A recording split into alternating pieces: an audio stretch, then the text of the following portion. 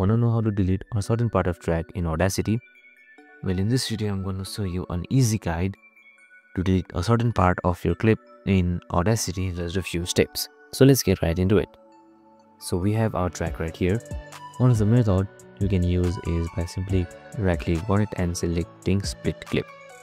This will split your clips, and what you can do is simply just select this by double-clicking it and then just press delete.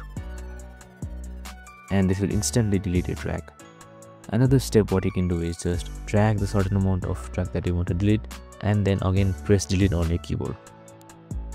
This is an easier way to delete it, but there are gaps that closes in. So if you don't want gaps that closes in, just click on it and drag it and go to edit and then go to remove special and then select delete and leave gap. This will leave gap in your audio and make it easy to drag around and edit it as you need. And that's it. I hope this video helped. If it did, make sure to like, subscribe and tune in with us for more related videos. See you in the next one.